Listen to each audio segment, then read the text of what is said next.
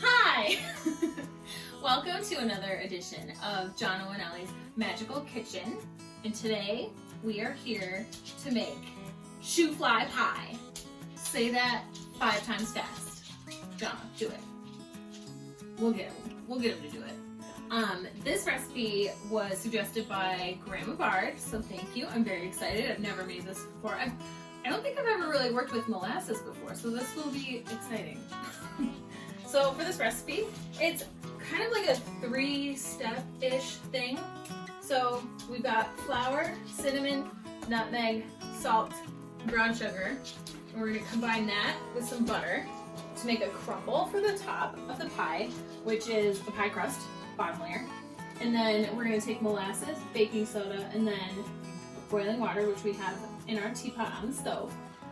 And that's going to be like the middle layer, and then you put the crumbly stuff on top. So I'm going to start with the crumble. So our oven is already preheating to what, 450? 425? 450. 450. John keeps track of the oven temps for me. So I'm going to cut the butter into small pieces. It makes it a lot easier because then we're going to use a pastry cutter to mix everything so that it's crumbly, which is what we're looking for. Okay. So, Jono, do you know the origin of Shoofly Pie or where it came from? I do not. Yes, you do. Oh, Pennsylvania Dutch.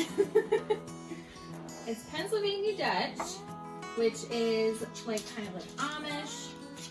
And when I was little, I asked my mom, like, oh, what backgrounds are we? Like, where are we from originally? And like, English, German. And then she's like, I think we're Pennsylvania Dutch.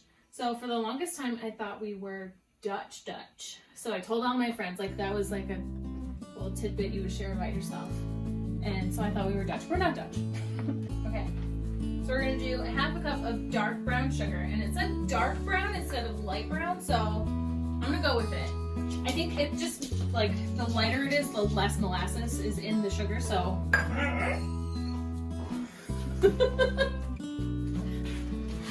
Quiet on the set. 1/2 cup dark brown sugar. There's light brown and dark brown. Doing dark brown. And usually you want to pack your brown sugar. Oh gosh, I made a mess. Okay, there we go. Boom. It's kind of like playing in the sand. It's great. And then there's 1.5 cups of flour. 1.5 cups of flour. That right there.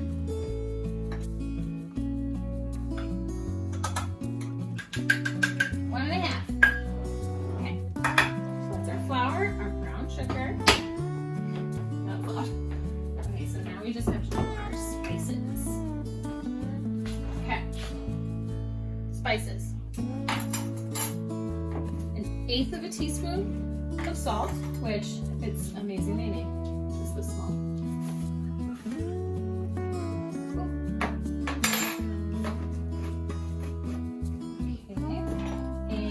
1/2 teaspoon of nutmeg. Some people do not like nutmeg, so just check with whoever you're feeding this to make sure. Some people just have a really strong reaction to nutmeg. And then a whole teaspoon of cinnamon. Oh, it does fit.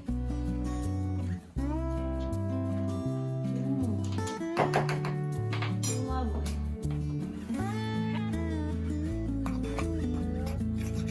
Smells like Thanksgiving. So it's all mixed. Now let's plop in our butter. Oh, first dog hair of the night. I win. I got a dog hair. What's my prize? More dog hair. Oh yeah, there is another one.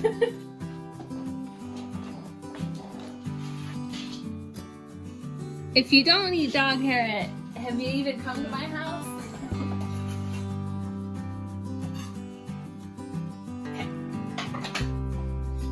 Pastry blender. So now we just kind of squish it.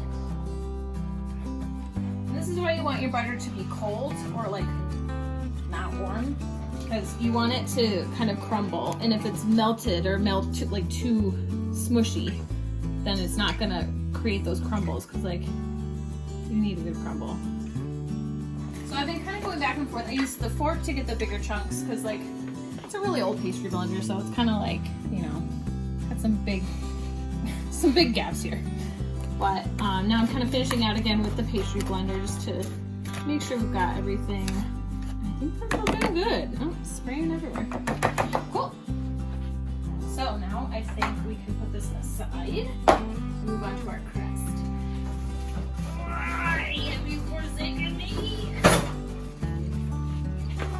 Okay. So next up, we're gonna roll out our pie crust.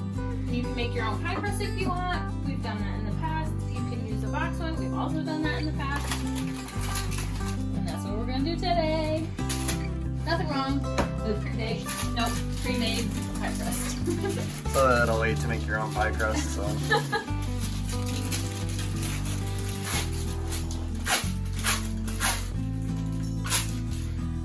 Oh, the other dog came to see you. Oh yeah. Well, she heard the plastic. She likes pre-made pie crust as well.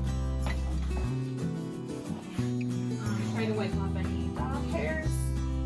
So I'm going to carefully roll this out, because the store-bought ones can sometimes rip because they've been folded up really tightly like that. So we want to just be careful. And that's why we're going to roll it out now, is to kind of like make it a little more malleable. Sure, that works.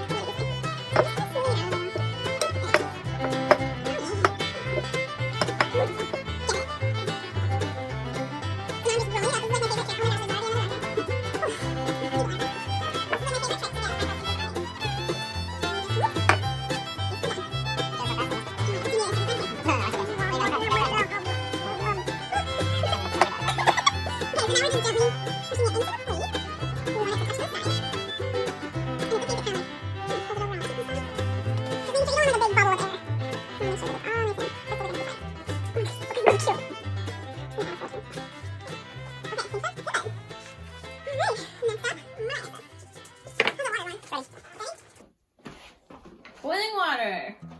I mean, it was boiling. It's just really hot right now. So we need 3/4 of a cup.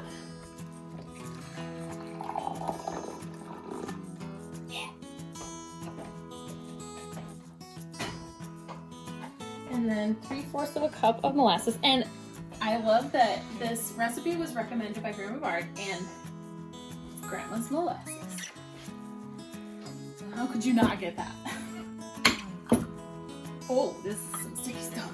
So 3/4 of a cup of this will take us to 1.5 cups. Oh. So if you look at different recipes online, people are very opinionated about what type of molasses you use. I just went with Grandma's. And then we're doing 1/2 teaspoon of baking soda. You ever hear about the molasses accident in Boston? Yeah, there's some homework for you guys to look up. It kind of looks like soda right now. Oh, weird.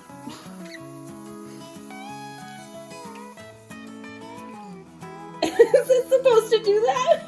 The baking soda. No, I know, but is it supposed to react like that right now? I don't know. Ah! This is what happens when you try out a recipe for the first time. Ah! Careful. Well, now you say careful. Wow. Oh my gosh. I don't. Poured in the hot molasses water. And now we're going to take our crumble and spoon it evenly over the top. So let's see if I can do this without making a mess. Man, I really wish I have ever made one of these so I knew what it was supposed to look like. It's gonna be a culinary adventure later.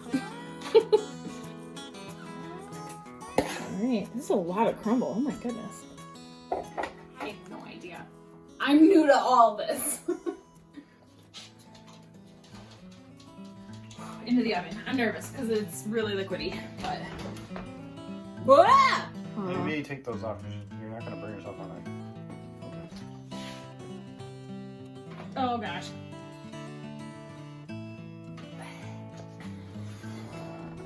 We did it. 15. We'll start at the lowest one. Check back in 15 minutes, see if we did this or failed. Well, hello again. So we're going to drop the heat to 350. Boop. And then I'm just gonna take a look. Ooh, that one looks pretty cool. And then set it for another 20 minutes, so we'll be back.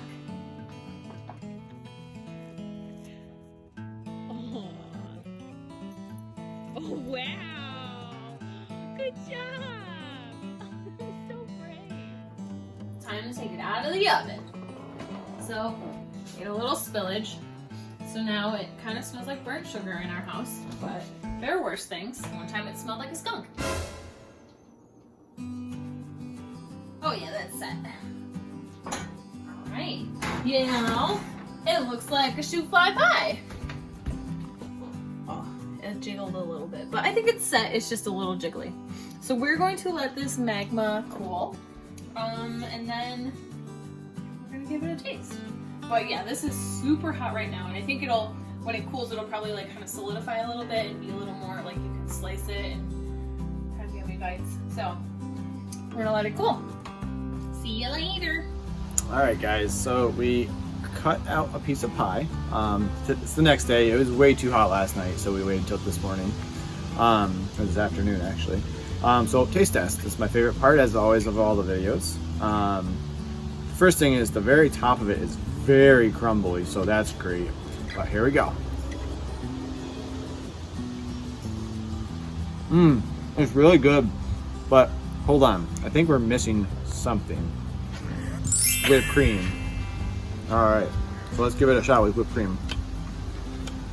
Now Ellie just made the homemade whipped cream for me too, so.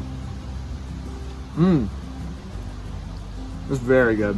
Whipped cream definitely helps cut some of the sweetness and richness of it. But overall, yeah, it's really good. I think it's really impressive. The crumble is very like almost gingery. Very good. I don't know. Very, very good. Oh, probably the molasses. Because like if you're thinking like ginger snaps, those are like molasses type cookies. Yeah. Yeah. So I love it. I'm not gonna keep eating it. So thanks for tuning in as always, and thank you, Grandma Bard, for the recipe suggestion. Yeah. If anyone else has a recipe that they're interested in, let us know. We'll try to make it. But we're very excited for fall because fall is a great time to bake and it's not so hot in our kitchen. So thanks for tuning in. See you guys. Bye.